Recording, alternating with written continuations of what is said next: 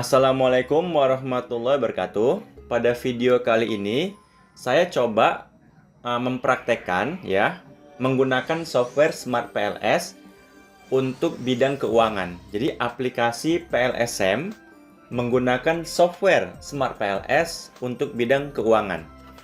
Oke, saya akan coba mempraktekkan dan cara baca hasilnya.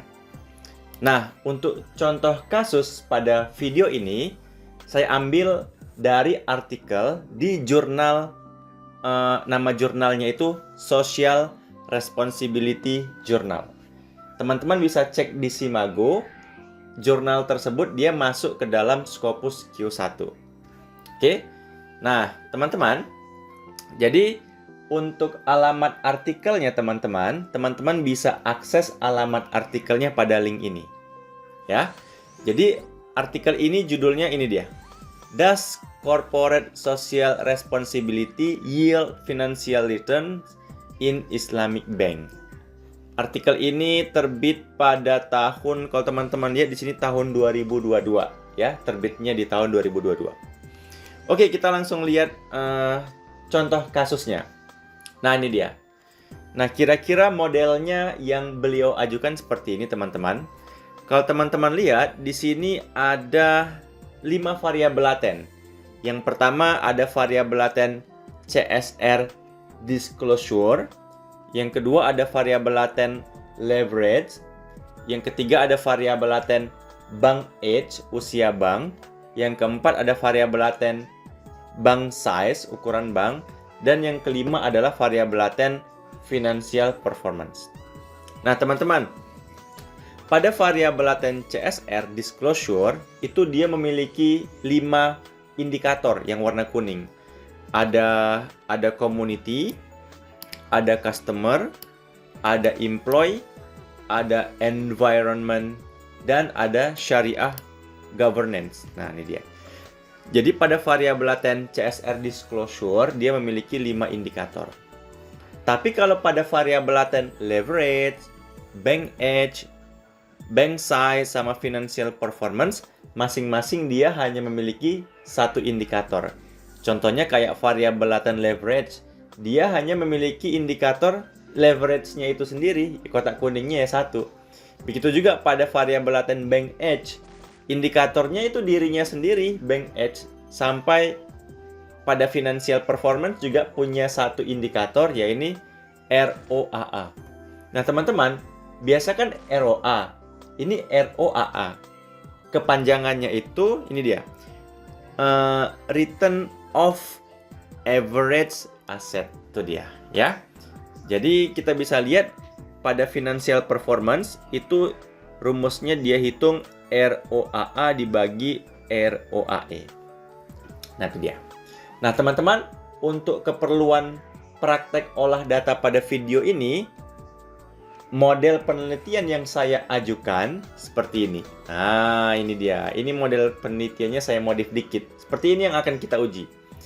Di sini tetap sama-sama ada 5 variabel laten, ada CSR disclosure, ada variabel laten leverage, sampai variabel laten financial performance. Nah, dari gambar model ini, berikut hipotesis yang akan kita uji di video ini. Pertama, hipotesis yang pertama, CSR disclosure berpengaruh signifikan terhadap financial performance. Nah, itu hipotesis yang pertama. Hipotesis yang kedua, leverage berpengaruh signifikan terhadap financial performance. Ini dia. Hipotesis yang ketiga, bank age berpengaruh signifikan terhadap financial performance. Hipotesis yang keempat, bank size berpengaruh signifikan terhadap financial performance. Nah, jadi dari gambar kerangka model ini ada 4 hipotesis yang akan kita uji. Teman-teman, pada artikel beliau ini, teman-teman, datanya itu bersumber dari annual report pada Bank Islam Pakistan. Ya, pada penelitian ini ya, pada penelitian ini. Dia meneliti dari tahun 2003 sampai 2017. Seperti itu dia. Nah, untuk kasus latihan kita, ini datanya sudah saya siapkan. Nah, ini datanya. dari data ini teman-teman, kita bisa buka Excel-nya, ini datanya ya. Itu jumlah perusahaannya ada 12 perusahaan. Jadi untuk contoh latihan praktek olah datanya, jumlah perusahaannya ada 12, tahun yang diamati dari tahun 2007 sampai 2017.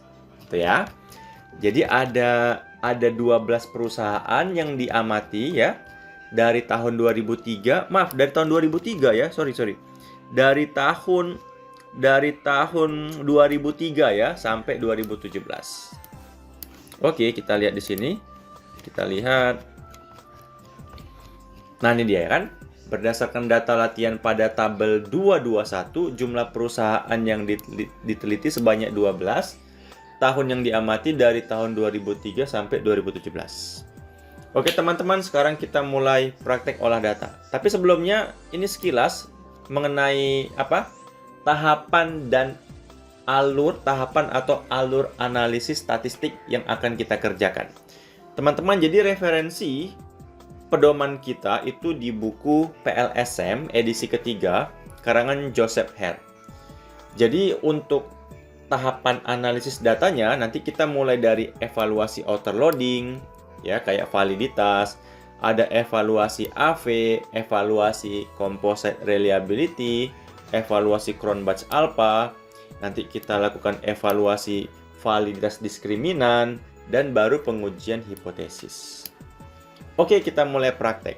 Pertama teman-teman, kita buat teks dokumen dulu ya, teks dokumen. Kita buat data latihan contoh 2 ya. Kita buka. Oke, kita besarin dikit. Oke, kemudian kita pindahkan data penelitiannya, judulnya kita ikutkan. Di sini kita copy datanya, dari sini kita pindahkan ke dalam teks dokumen, ya. Jangan lupa di save ya. Save aja, kemudian kita close. Oke.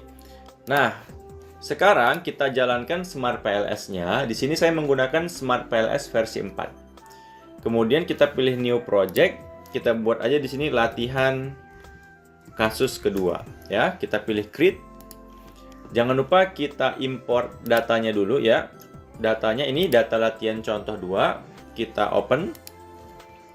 Kemudian kita pilih import, ya. Kemudian kita pilih back, kemudian kita pilih create model. Di sini kita ganti dengan PLSM, model name-nya kita buat PLS. Jangan lupa di save. Nah, sekarang baru kita buat gambarnya. Kita harus buat gambarnya mirip seperti yang tadi. Mirip yang... Nah, ini dia. Pertama, CSR disclosure. Oke, kita buat variabel latenya CSR disclosure. Namanya sudah ada di sini ya. Kita copy namanya.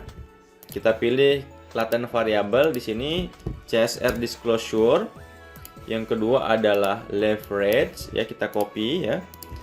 Leverage. Yang ketiga namanya bank age, usia bank. Ini, kemudian yang keempat namanya bank size ya, bank size. Kemudian financial performance. Oke. Dah. Kemudian jangan lupa di save, pilih select ya. Nah, pada CSR disclosure indikatornya kita masukin ada 5 ya, ini dia. Kemudian untuk leverage kita masukkan ke sini, bank age masukkan ke sini, ya bank size ya, jangan lupa ROAA. Nah, jangan lupa di save. Kita juga bisa merapikan ya, kita buat rata kiri. Ini juga kita buat rata kiri ya, seperti ini. Kita buat rata kiri seperti ini. Oke, ini kita buat rata kiri. Oke, ya seperti ini. Ini taruh di sini. Jangan lupa sekarang kita pilih connect ya. Pengaruh CSR terhadap financial performance. Pengaruh leverage terhadap financial performance. Pengaruh bank age terhadap financial performance. Pengaruh bank size terhadap financial performance. Jangan lupa di save. Oke, sudah selesai. Ya, seperti inilah cara menggambarnya. Ini sebenarnya sudah saya buat di bagian project yang kedua ya. Project yang kedua ini dia ya, project yang kedua. Sama aja, ini dia. Oke. Nah, sekarang teman-teman, baru kita masuk ke evaluasi outer model. Ini dia. Sudah. Nah, ini dia. Oke. Sekarang kita akan melakukan evaluasi outer model seperti evaluasi validitas dan reliabilitas. Pertama, kita akan mengevaluasi nilai outer loading. Caranya gimana? Caranya pilih calculate, pilih PLS algorithm. Kemudian kita pilih start calculation. Nah, di sini pilih bagian outer loading, ini dia. Nah, ini dia. Inilah nilai-nilai dari outer loadingnya. Ya, nilai-nilai dari outer loadingnya. Kita lihat di sini. Nah, ini dia. Dikatakan lolos kalau nilai outer loadingnya di atas 0,7. Yuk, kita cek nilai outer loadingnya. Apakah semuanya di atas 0,7? Outer loadingnya kalau kita lihat semuanya sudah di atas 0,7. Wih, udah lolos semua. Berarti validitas berdasarkan outer loading sudah lolos. Selanjutnya kita akan mengevaluasi nilai AV. Ini kayak validitas juga. Reliabilitas composite reliability sama reliabilitas Cronbach alpha. Oke, kita lihat di sini bagian namanya construct reliability and validity. Ah, ini nilainya sudah ada ya. Kita lihat di sini. Nah, ini dia. Syaratnya AV harus di atas 0,5, CR harus di atas 0,7 dan CA harus di atas 0,7. Kalau kita lihat AV-nya ya sudah di atas 0,7. CR-nya sudah AV-nya harus di atas 0,5 ya, udah lolos. CR-nya harus di atas 0,7 lolos dan CA harus di atas 0,7. Nih ya. Teman-teman, ini penting. Perhatikan. Pada Smart PLS versi 4, apabila jumlah indikator sebanyak 1, maka dia tidak punya nilai CA, CR, dan AV. Pada tabel 2412, tabel ini teman-teman, ternyata nilai CA, CR, dan AV untuk variabel leverage, variabel bank age, bank size, dan financial performance tidak ada. Coba teman-teman lihat langsung di Smart PLS-nya. Kan yang ada nilainya cuma CSR disclosure. Tapi kalau pada apa namanya? Kalau pada ini, pada leverage, bank age, bank size, financial performance itu nggak punya nilai AV, CR karena indikatornya kotak kuningnya cuma satu masing-masing. Yang ada cuma CSR.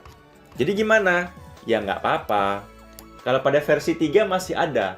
Tapi pada versi keempat, pabriknya sudah melakukan pembaharuan, itu nggak perlu. Jadi itu nggak apa-apa. Oke, lanjut.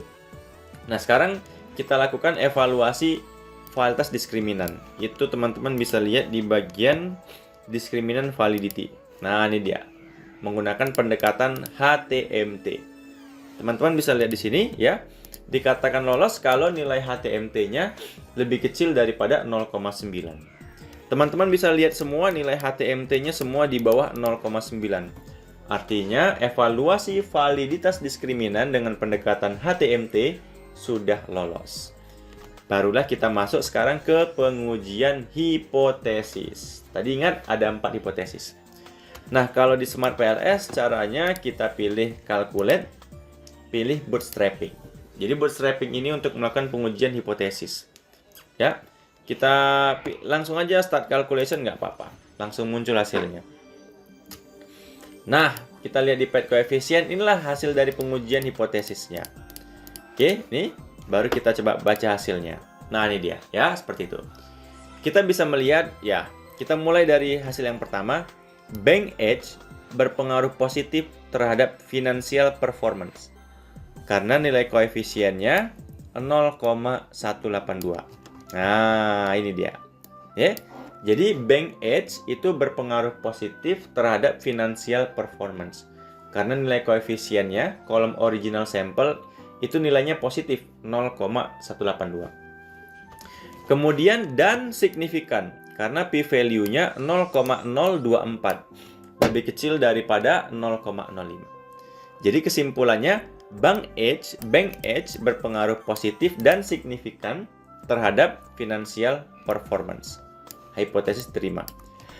Yang kedua, teman-teman, bank size ya.